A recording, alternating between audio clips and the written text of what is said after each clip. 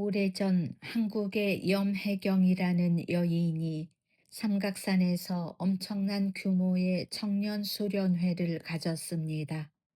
그녀는 아주 유명한 여 목사였습니다. 그녀가 서 있을 때 사람들이 그 앞에 나가면 성령의 능력으로 쓰러졌습니다. 이러한 그녀의 능력에 대한 소문을 듣고 많은 청년들이 그녀의 집회에 모여들었고, 그녀가 이 청년 수련회를 삼각산에서 열었을 때는 수천 명의 청년들이 참가했습니다. 수련회를 하는 동안 비가 억수같이 와서 계곡이 넘쳤습니다. 몇 명의 젊은이들이 집회에 참석하기 위해 계곡을 건너가려고 했지만 그들이 강둑에 다다랐을 때는 이미 강물이 넘쳐 흐르고 있었습니다. 그러나 거기에는 다리도 없고 배도 한 척 보이지 않아 그들은 실망을 하고 말았습니다. 그런데 이때 3명의 소녀들이 모여서 말했습니다. 왜 우리라고 저 물 위를 걸어서 건너지 못하겠어? 베드로는 물 위를 걸었는데, 베드로는 믿음으로 물 위를 걸었으니 우리도 해낼 수 있어. 우리도 이 강을 건너가야 해. 강물은 뚝까지 넘쳐 흘렀지만 이 세 소녀는 무릎을 꿇고 손을 맞잡고서 물 위를 걸은 베드로 이야기가 담긴 성경 구절을 인용하며 기도했습니다. 그들은 베드로와 똑같이 믿을 수 있다고 주장하였습니다. 그리곤 그들의 일행들이 보고 있는 데서 큰 소리로 외친 후 물을 건너기 시작했습니다. 물속에 들어간 즉시 그들은 급류에 휩쓸려 익사했으며 3일 후에 그들의 시체는 계곡에서 가까운 해안에서 발견되었습니다. 이 사건은 전 한국에 큰 반향을 불러일으켰습니다. 비기독교 신문들은 이 이야기를 머릿 기사로 실었습니다. 그들의 하나님은 그들을 구원할 수 없었다. 왜 하나님은 그들의 믿음의 기도에 응답하지 않았는가?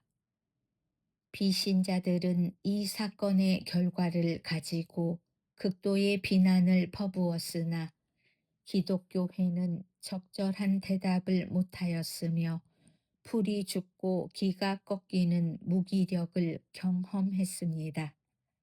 이것은 한국 전 지역의 논쟁의 주제가 되었고, 그 전까지만 해도 신실한 믿음을 지키던 성도들 중에서도 많은 사람들이 믿음을 잃는 사건이 되고 말았습니다. 그들은 이렇게 말했습니다. 이 소녀들은 우리의 목회자들이 가르친 그대로 믿었다. 교역자들은 강단에서 끊임없이 사람들에게 하나님의 말씀을 믿고 과감히 실행하라고 촉구한다. 이 소녀들은 바로 그 말에 순종했다. 그런데 왜 하나님은 응답하시지 않으셨는가? 여호와 하나님은 살아계신 하나님이 아님이 분명하다. 우리는 틀림없이 형식적인 종교에 이제껏 빠져 있었음이 분명하다. 당신은 이 사람들에게 어떤 대답을 하시겠습니까? 그 소녀들이 믿음이 있다고 가정해 봅시다. 그리고 그들이 하나님의 말씀에 기초한 믿음을 실행했다고 생각해 봅시다. 그러나 그렇다고 할지라도 그들의 경우에 있어서 하나님께서 그들의 믿음을 뒷받침해 주셔야 할 아무런 이유가 없었습니다. 왜냐하면 베드로의 경우를 보면 단순히 그가 하나님에 대한 일반적인 지식의 말씀으로 물 위를 걸을 수 있었던 것이 아니었습니다. 베드로는 그리스도께서 자신에게 특별한 말씀을 해 주시기를 요구했습니다. 베드로는 요청했습니다. 주여, 당신이 주시어든 나를 명하사 물 위로 오라 하소서. 예수님께서 말씀하셨습니다. 오라. 그리스도께서 베드로에게 주신 말씀은 영원한 말씀이신 예수님께서 특별한 상황이었던 풍랑 중에 그에게 특별한 말씀으로 오라고 하신 선포된 말씀이라고 할 수 있습니다. 선포된 말씀은 믿음을 가져다 줍니다. 믿음은 들음에서 나며 들음은 그리스도의 말씀으로 말미암습니다. 베드로는 결코 전능하신 하나님에 대한 지식적인 믿음으로만 물 위를 걸은 것이 아닙니다. 베드로는 그때에 예수님께서 하신 특별한 말씀을 직접 받았던 것입니다. 그러나 앞에서 말한 그 소녀들은 하나님에 대한 일반적인 지식의 말씀만을 가졌던 것입니다. 즉, 그들은 베드로를 통해 역사하신 하나님에 대한 지식만 가지고 인간의 감각적인 믿음을 자신들 위주로 실행했던 것입니다. 바로 그 점이 그들의 실수였습니다. 그러므로 이 소녀들이 믿음을 실행한 것과 베드로가 그의 믿음을 실행한 것의 차이는 마치 낮과 밤이 다른 것과 같습니다.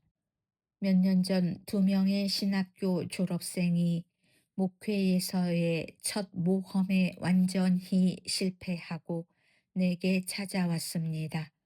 이 두 사람은 나의 제자들이었습니다. 그들은 내가 한 설교를 듣고 우리 교회에 와서 믿음에 대한 원리적 개념을 배웠습니다.